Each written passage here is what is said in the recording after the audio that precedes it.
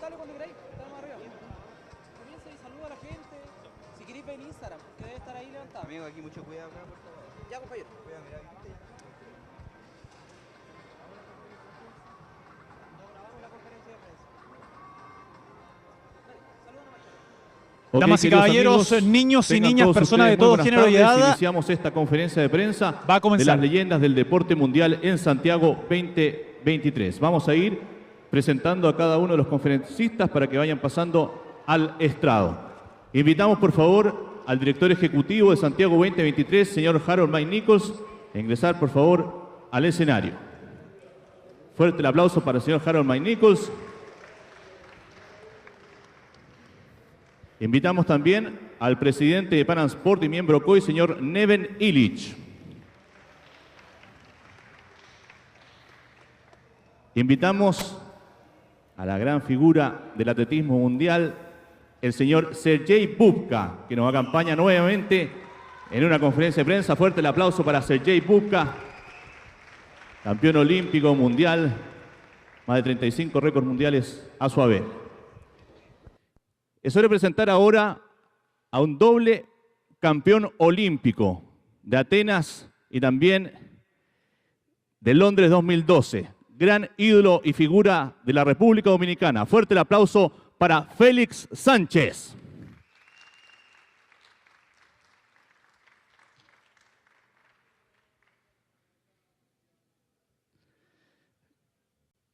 Y a continuación invitamos a una de las grandes figuras del atletismo de Estados Unidos, actual récord mundial del salto largo con 8 metros y 95 centímetros, medallista olímpico, campeón mundial 2 veces. Recibimos con un fuerte aplauso a Mike Powell.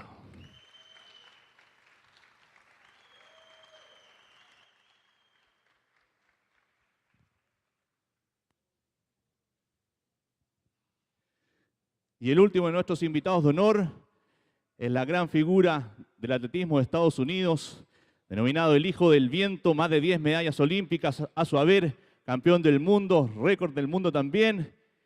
Recibimos con un fuerte aplauso al señor Carl Lewis.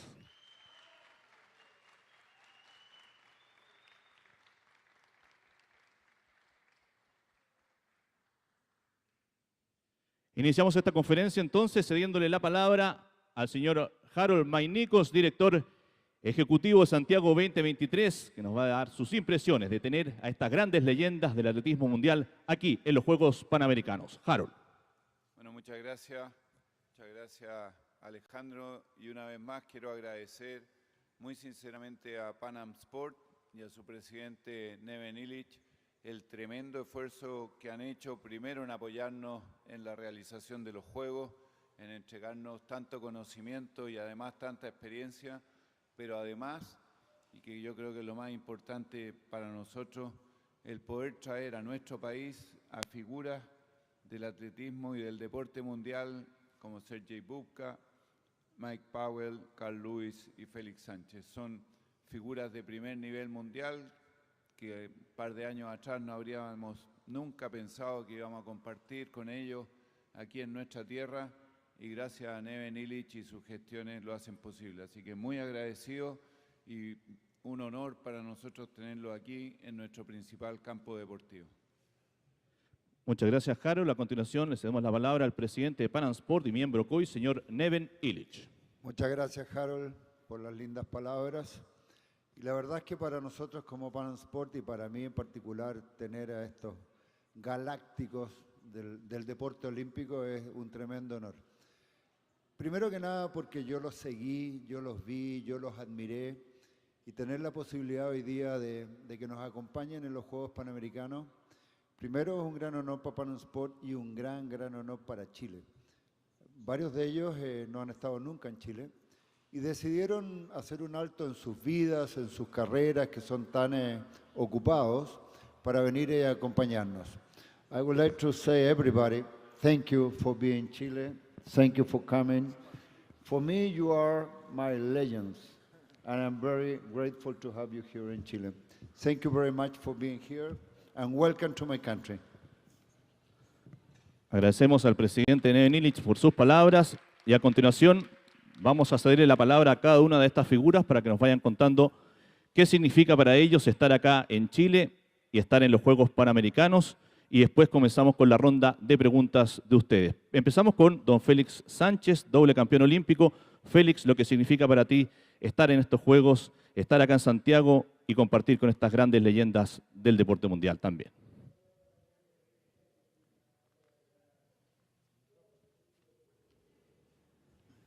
Saludos, buenas tardes.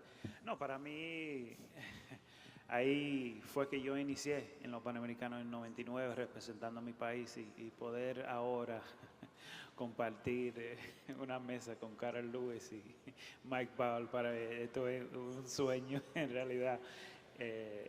Igual como Carol, mi primera competencia internacional fue los Juegos Panamericanos en el 99 y no imaginé la trayectoria que me esperaba, la inspiración que yo ya fue por mi país ahora, siendo entrenador, poder dar para atrás a los atletas y el futuro atletas de atletismo de mi país, para que ellos puedan vivir el sueño que yo viví como atleta y representar su país, que en realidad es el máximo honor que puede obtener cualquier atleta. Y contento y gracias a Nevin por la invitación. Nuevamente me invitó en 2019 y nuevamente aquí como de verdad no lo creo, invitado especial. El deporte nos une, nuestra región es el evento más grande y me siento muy honrado que puedo compartir estos juegos de este lado ahora y ya terminando mi carrera como deportista y disfrutar de estos momentos. Gracias, Nevin. Muchas gracias, Félix. Ahora el turno de Carl Lewis. Carl, what it means for you to be here in Santiago in the Pan American Games again, because you were in Lima 2019. Carl. Well, first of all, I just want to thank the Pan Am Sports for their vision and just the way they're bringing so much attention to this whole region. There's such a huge, rich history of sports in the Pan Am countries that it's so wonderful to be able to continue to do that. Many of you know my history about it, but it was also my first international competition in Puerto Rico in 1979. And who would have thought that I could have had the career I had after that, but it never starts until it starts. So I just want to just say how much I love the Pan American Games. It's taken me to cities that I'd never been to before and exposed me to different things in our family as well. And I think it's so important that we're here. I'm looking forward to spending the next week seeing athletes, seeing different sports, but also seeing the countryside, seeing another country I've not seen before. And watching on television as Chile's in the final of like everything. So if you're not cheering for them here, then you're not going to be able to cheer a lot. So I'm looking forward to a great time, and just thank you for having me back. It's just wonderful to be able to see the whole side of it, look back at these young people, and their dreams are just becoming true, and we're able to understand what their future could be like. So it's just exciting to be a part of that.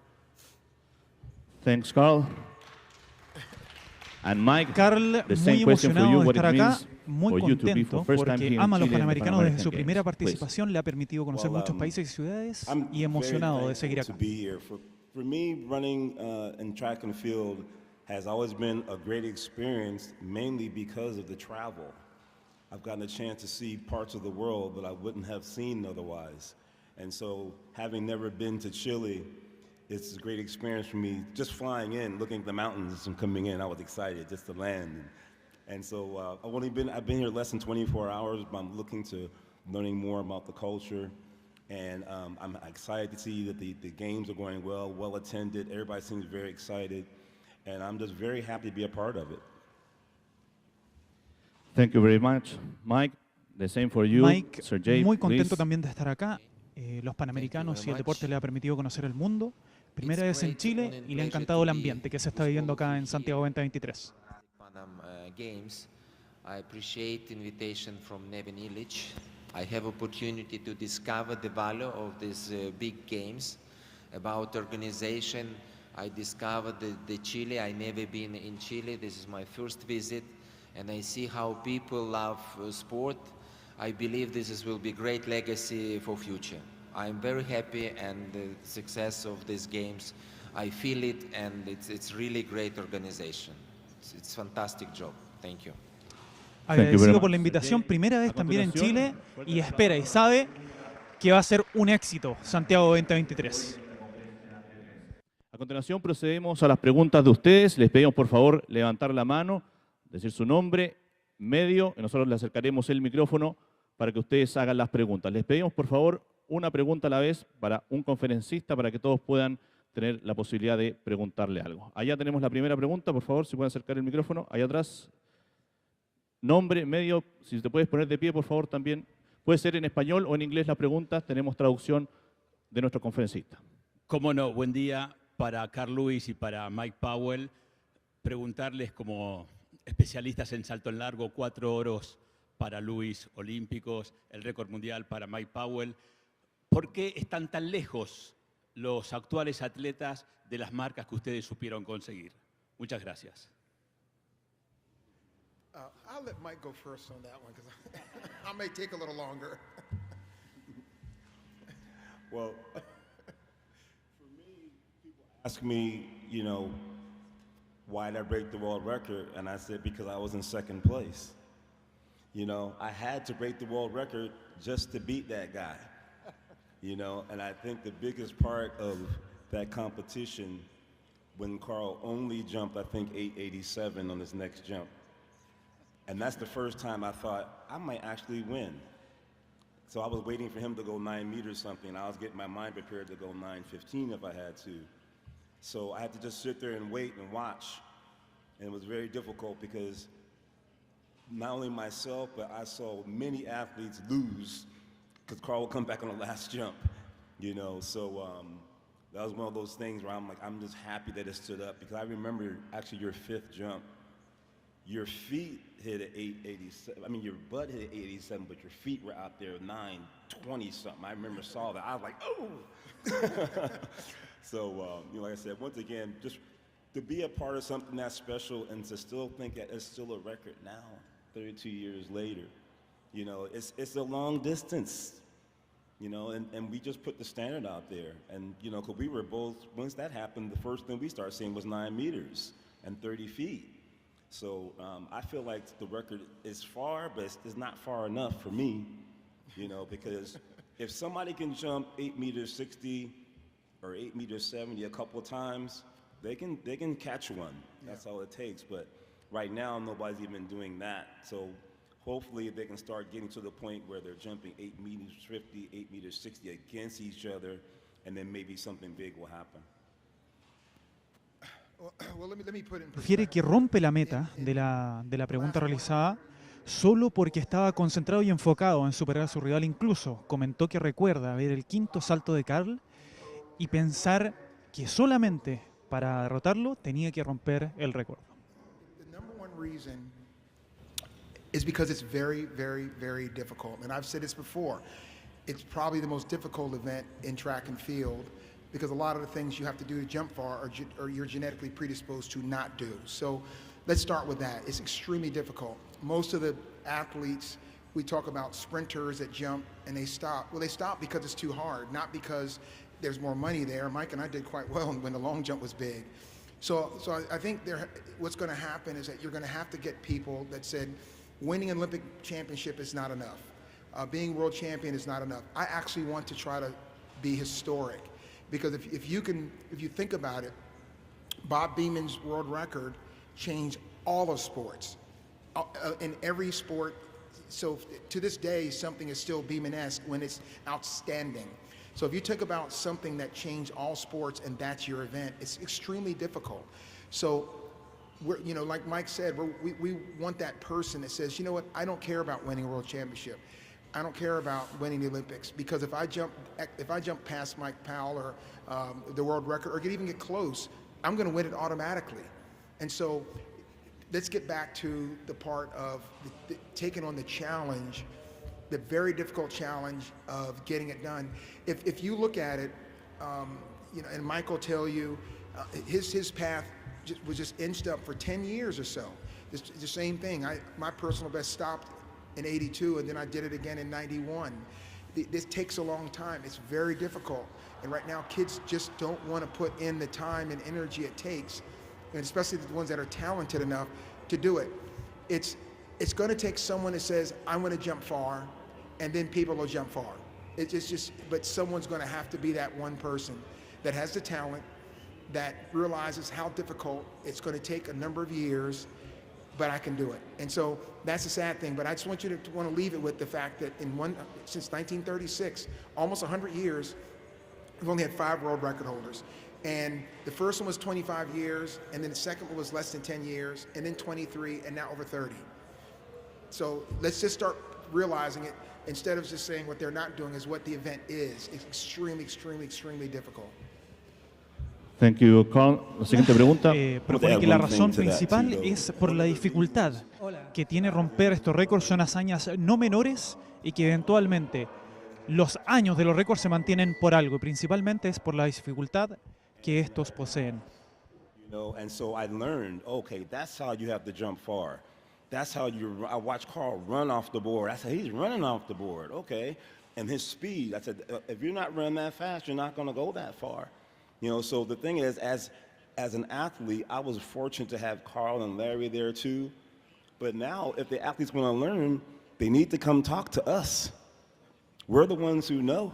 If you want to break the world record, then you should be asking me to coach you.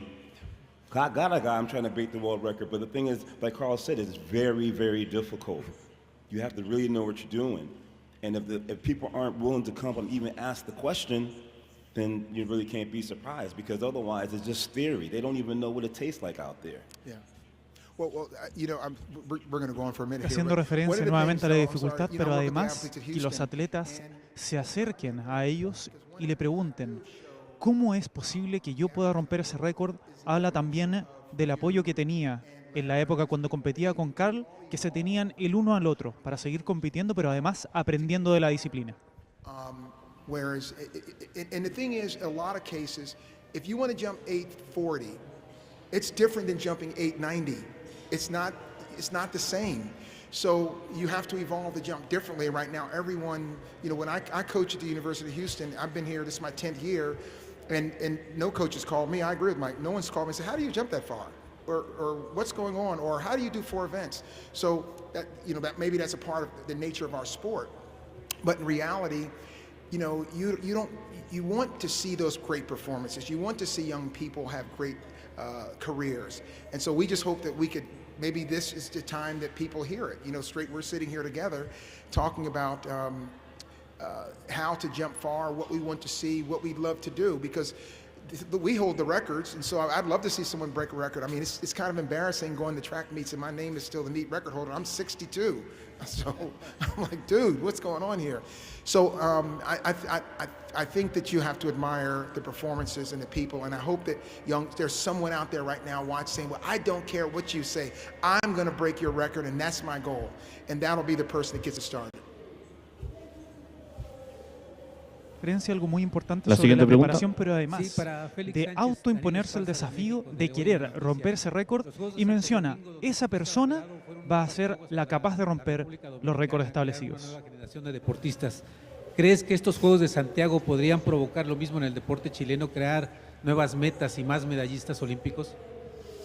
Entiendo que sí, o sea que todo depende del gobierno, de los encargados del deporte, que ellos invierten en un dinero, en infraestructura, pero lo importante y la clave es que capacitan los entrenadores y hacen competencias, aprovechen estas instalaciones, tratan de conseguir campeonatos, y más hoy en día, más que nunca, hay muchos diferentes niveles en nuestra región, muchos diferentes campeonatos juveniles que da la oportunidad a una temprana edad para que puedan competir y que aprovechen las instalaciones como esta, porque instalaciones como aquí, como en Lima, como en Colombia, no hay muchos países que tienen esas instalaciones, entonces deben velar para más competencia en sus países, para traer esa competencia y competir más a un nivel más alto. Y a nivel nacional es importante que involucren la juventud y que ese es un juego que debe animar e inspirar la nueva generación, que ellos ven sus atletas, sus campeones en diferentes deportes y que esos atletas que vienen, que tienen 14, 15, 16 años ahora, que ellos siguen los pasos de los campeones actuales. Muchas gracias. La siguiente pregunta, por favor. Buenas. Por acá, to the left, buscado. Esta pregunta es para Carl Lewis. Mi nombre es Jorge Muñiz, soy periodista de la agencia EFE, vengo de Puerto Rico y pues quería preguntarle a Carl como que cuál es su recuerdo más maravilloso que tuvo en San Juan cuando compitió en los Panamericanos del 79. Actually, there were a couple of things that kind of happened. First of all, I turned 18, which was, when you're a teenager, it's a huge deal. So that'll ever be etched into me. I turned 18 in San Juan. But also, just being such a young athlete, 1 month earlier, I had absolutely no idea I could ever be at an event like this. And just to get to know these incredible athletes that I've been watching on TV all this time, and all of a sudden I'm on the same team with them. And 3 months earlier, I visited San Juan because there was a coach there, a friend of our family, and I spent a week there just training with him. So I got a chance to get to know Puerto Rico a little bit at that time. Never thinking I'd be back for the Pan Am Games. It wasn't even on my thing. So that was the biggest thing. And I think, winning a bronze medal was incredible. But in reality, just the experience of being on your first team, being in this beautiful city, just experience being in a room with all these people, and I'm like this 17-year-old and everyone's like 25.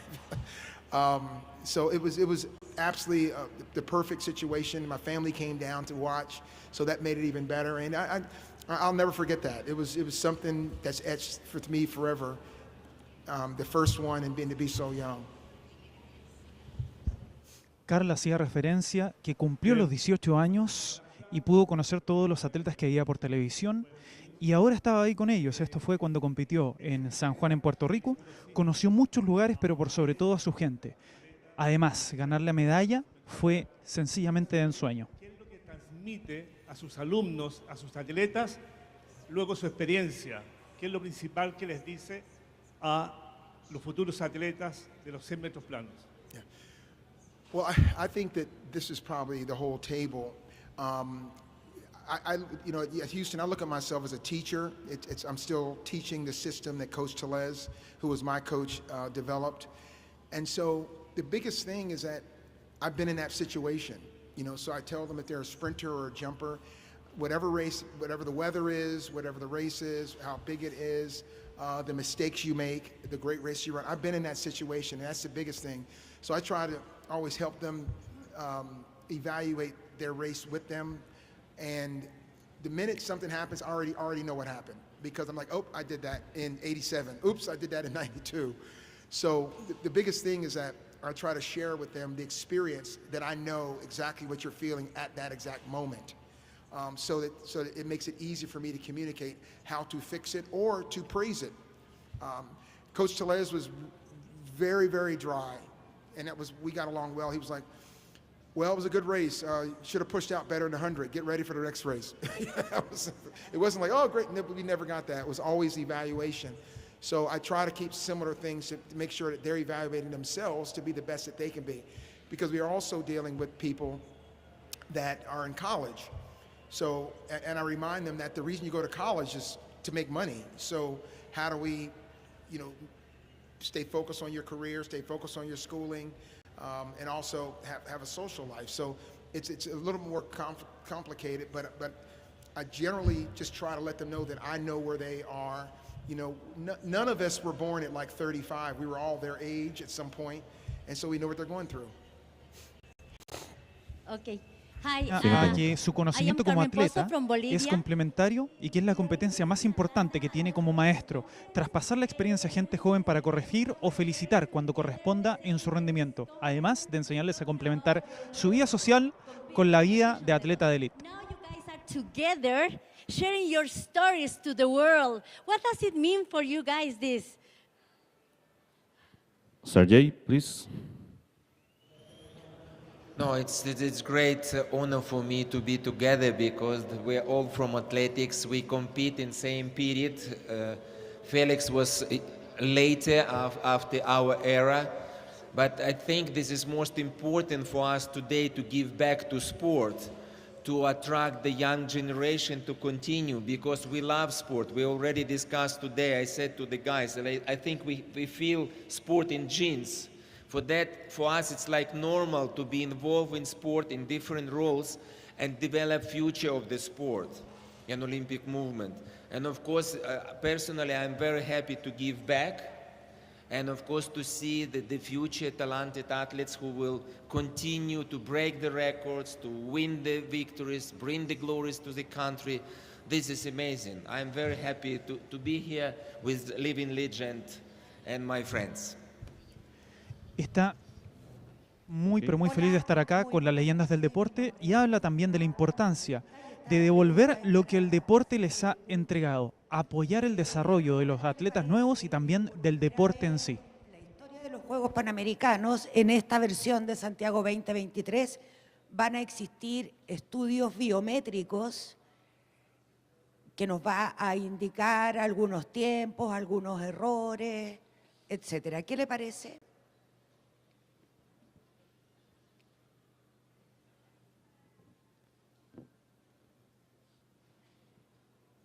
But this what you're doing, I think it's very important. You need to know, you need to use the scientific knowledge, and this is really helpful for the athletes. I consider this is one of the parts which must be all the time for success and development of the future of sport, because results, it's become higher and higher, faster and faster. And in this case, you need to calculate everything. You need to analyze everything. And the scientific part, biometric part, it will be very helpful for the future generations and also for current one, of course. Thank you. Siguiente pregunta, nombre y medio, por favor. Refiere a que se deben seguir utilizando los sistemas de análisis biométricos para poder seguir compitiendo. El desarrollo científico es muy importante en el avance de la competencia y el deporte en la actualidad. Olympic Games are going back to the States, and specifically for Carl Lewis, they are going back to LA. If you think about the Olympics, the Summer Olympics in 1984, it's associated with your records and your marks. And so, what are your feelings and thoughts of the United States receiving again, hosting again this main event, and how is the athletics U.S. team preparing for that games in particular? Well, I live in Los Angeles, or just outside Los Angeles, and actually in 1984, I didn't qualify for the Olympic team. I finished 6th place, but I was a university student, so I had a job as a driver. I was a driver for Swedish TV and radio. And I had an all-access pass. So I saw when Carl won the 100 meters, I watched him long jump, I went to the basketball games. Being in that environment, I think that was like the first Olympics where it started to really take off as far as, you know, them making money, and it was a really successful Olympics. So I was really proud of it. So I'm really proud that it's coming back in 2028. And, you know, the good thing about Los Angeles, I mean, the weather's pretty much always nice, and we have all the facilities pretty much built already. So I'm proud of it. It's going to be a lot of fun. Mike está refiriendo que el orgullo que siente ahora de ver que los atletas pueden vivir de esto en su tiempo. Él refería que cuando competía tenía que trabajar al mismo tiempo. Le alegra ver que los deportistas ahora pueden ganar dinero y vivir en realidad del deporte. I think they're going to do a fantastic job. Paris is going to be incredible. And so the Olympic movement has evolved in a way where now we're selecting cities in a different way. So I think it's better for the sports.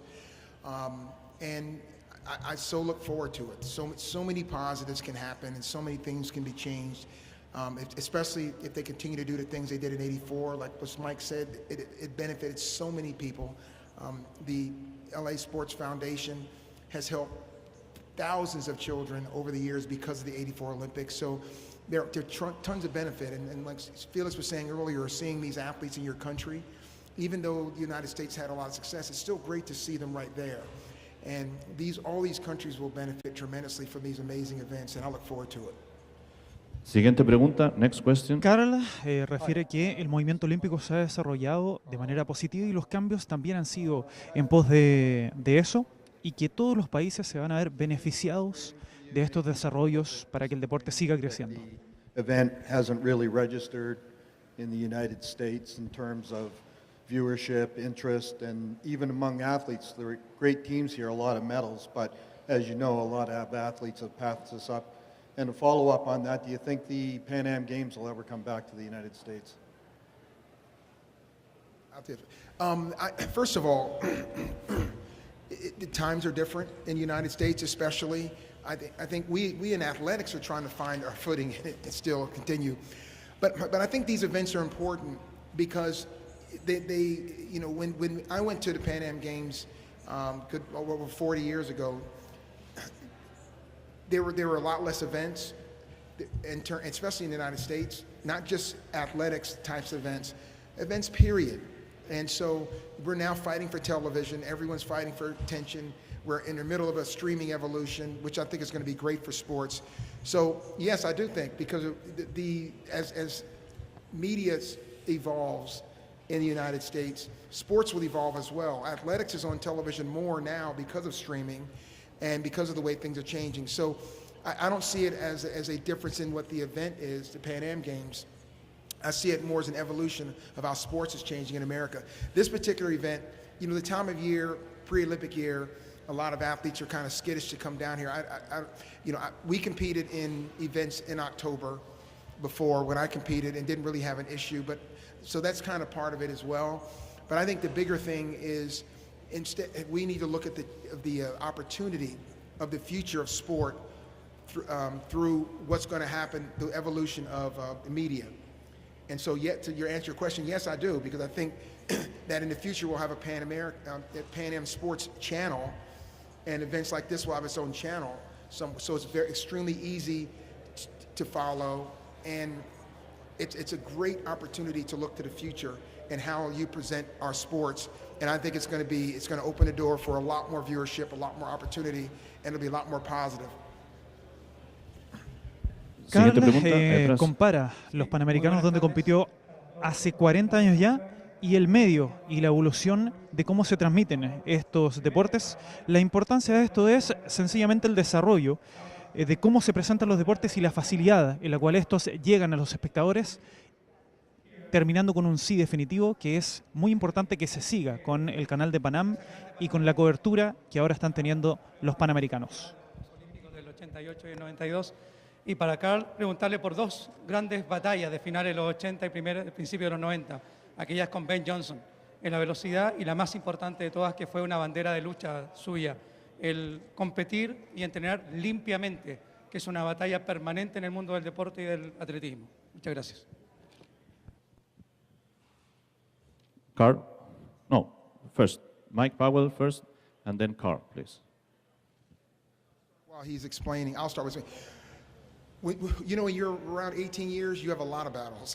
So that's the first thing. But in my career as a jumper, in reality, there were two people. It was just simple as that. Mike mentioned earlier, Larry Marks and Mike Powell. And if you think right now, if you took Mike Powell and I out of the equation and you just looked at Larry Marks' career, it would dwarf everything going right now. And so it was just a challenging time, and either you put up or you shut up. And going into all those major competitions for about 15 years, you realize two people were going to win. I mean, that's the reality. 83 all the way to 96, it was two people, one of two people were going to win and won everything. And so I think that speaks more to what the event was about. And so kind of knowing that you can plan for something like a lot of team sports, you can root for people. So I think it was great for sports. And, you know, in the sprints, I had more people coming and going because it's 100's a little bit different. But I think just the fact that if you look at all that period in time and see that the public could depend on two people to be fighting for the World Championships or the Olympic Championship for such a long time, I think that really enhanced our event. Referencia a la rivalidad que existía al 83 al 86 de solo dos atletas que podían obtener el oro. Pero finalmente esa rivalidad empujaba al resto de los atletas a subir el nivel. Obviamente con referencia a que uno de ellos era Mike Powell, quien ahora está respondiendo a la pregunta. And so the standard was really high. So I knew when it was going to come to a competition, regardless of what was going on, he was going to compete for sure. It was going to be a fight. And I enjoyed that so much. That's why I think I have so much appreciation for him now, because when Carl was so much better than everybody else, I had to make him the enemy. I had to make him somebody who I didn't want to try to be his friend. I'm trying to beat him, you know? And the thing is, though, I was watching everything he did from the time he got out the car. What kind of shoes is he wearing? How is he warming up? What do you think he ate today? Everything he was doing, I was trying to copy. And also, he said with Larry Marks also. Larry Marks, the great jumper. Could have easily been a world record holder also. You know, had that kind of talent. You know, but like I said, for me, just the experience of being able to compete against the best. And I got a chance to compete against the best and to beat the best. Because I have the world record, but Carl's the best long jumper of all time. There's not an argument about that. You know, so for me, you know, it was like I said, I had the blueprint right there in front of me, so I got a chance to really learn from him. And I think that's the thing that athletes don't have today. Yeah. Who are they watching? Mike Powell, haciendo referencia además a la competencia con Carl, sabía que esa competencia iba a ser una pelea y que en el momento de la competencia lo veía como un enemigo en la batalla. Además habla de la experiencia de competir y ganarle al mejor, que fue, como decía Carl, el catalizador de mejorar su nivel. ¿Consideran que esta pandemia del COVID fue un golpe realmente duro para el deporte mundial? Y si nos perdimos de una generación importante, muchos atletas, talentos que no acabaron de desarrollarse, ¿consideran que realmente nos perdimos de una generación? Gracias. Félix, por favor. Bueno, es el deporte y hay momentos sí, que un atleta obviamente quiere aprovechar de su condición física. Igual estoy de acuerdo, hay algunos atletas que estaban por retirarse y luchando por su último sueño de un juego olímpico en 2020 y pasó la pandemia, pero igual como perdimos eso, vimos nuevos talentos que aparecieron en muchos casos de la nada, porque tenían 2 años de preparación para un solo evento, que normalmente cada evento es anual, aunque vemos los Juegos Olímpicos como, ay, yo trabajé por 4 años, en realidad el atleta trabaja distintamente anual. Y tener 2 años de preparación para los atletas que estaban subiendo, podían aprovecharse, y por eso, por lo menos en atletismo, vimos muchos eventos que las marcas fueron extraordinarios, por eso mismo, porque tenían 2 años de preparación, de ajustes, de intentar cosas diferentes, que podían aprovechar ese tiempo. Y los atletas que estaban más maduros y estaban mirando como el 2020 como su último evento, sí, seguro perdieron unas oportunidades y unos sueños que lamentablemente, como pasan las cosas en la vida, la pandemia lo afectaron a ellos de una manera negativa. Pero como en todo el deporte hay cosas positivas y negativas. Carl? Honestly, I don't think I can add any more to what Felix just said. I totally agree. So, yeah, I just agree with Felix said, because you know, sports and athletes there's so many similarities in the challenges that you have. But yeah, I'll say I'll agree with Felix. Ok, última pregunta, por favor, antes de la fotografía estaba oficial completamente de de nuestras acuerdo. leyendas. Muchas gracias. Completamente de acuerdo, Carl Lewis, con la respuesta de Félix. Mirado únicamente desde lo deportivo, que es a lo que nos han invitado, ¿qué reflexiones quedan de no haber podido estar en los Olímpicos del 80? Hoy tendríamos a Lewis 14 medallas, o lo tendríamos 10. ¿Qué reflexiones le quedaron en ese momento cuando sus primeros Olímpicos, que eran en el 80, no los pudo cumplir? Gracias. Well, what helped me is my age. When I made the team, I was 18. So I was probably like a lot of 18-year-olds. Oh, we'll go again. You know, I mean, that's how you thought at the time.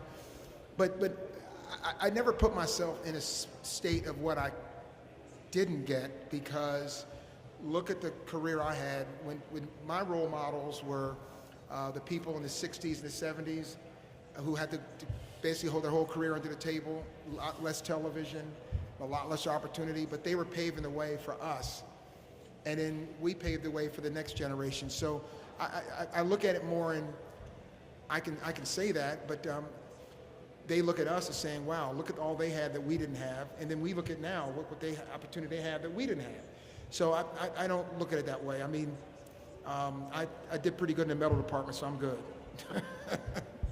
Thank you, Carl Lewis. Y ahora sí, la última pregunta. Carl, respondiendo a esa pregunta, él tenía 18 años cuando no pudo estar en los 80, pero pensó, bueno, estaré en los siguientes, y posteriormente hacía la referencia a que los atletas anteriores a él y de su generación sencillamente hacen el camino para los atletas que vienen y puedan tener esos logros. Pero mi pregunta es más específica. ¿Qué siente ahora, 40 años después, de ese logro tan grande que logró en 1984? Gracias. Well, to be honest, I tried 4 times, you know. So I went to the Olympic trials in 88, 92, 96 and tried for it all times. I only did it once. So what I take out of that is the reason I did that, even when I was 35, is because I didn't want to look back and say, I wonder if I could. So I think it's the same thing in sports. I mean, you can't get to a space where you think, well, I can't do that. And I know Mike talked about that earlier. You have to think of, you know, what can I do? So the first time I won 4, the second time I won 2, the third time I won 2, the fourth time I won 1. But if I didn't try, I wouldn't have won any. So that's kind of how I look at that. Ok, agradecemos entonces a todas finalmente estas hacía leyendas. referencia a que como deportista nunca debes pensar que no lo puedes lograr, siempre tienes que seguir adelante. Palabra de Carl Lewis cuando estás terminando la conferencia de las leyendas del Deporte Mundial en Santiago 2023. Continuamos. 6 conferencistas, por favor. Bajamos los micrófonos, por favor, para la fotografía oficial.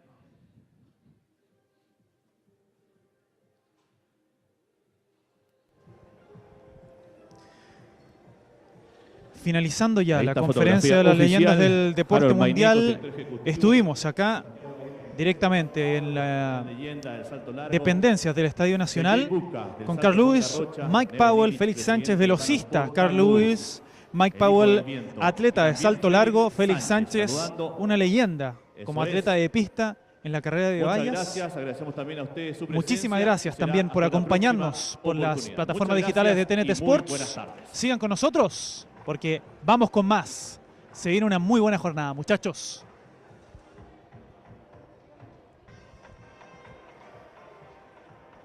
Recordar, para los que acaban de ingresar, estábamos en la conferencia de las leyendas con Carl Lewis, velocista estadounidense, Mike Powell, atleta de salto largo, Félix Sánchez, atleta de pista y de carrera de vallas, Mike Powell, el estadounidense, Carl Lewis, 2 leyendas, y usted lo vivió por las plataformas digitales de TNT Sports.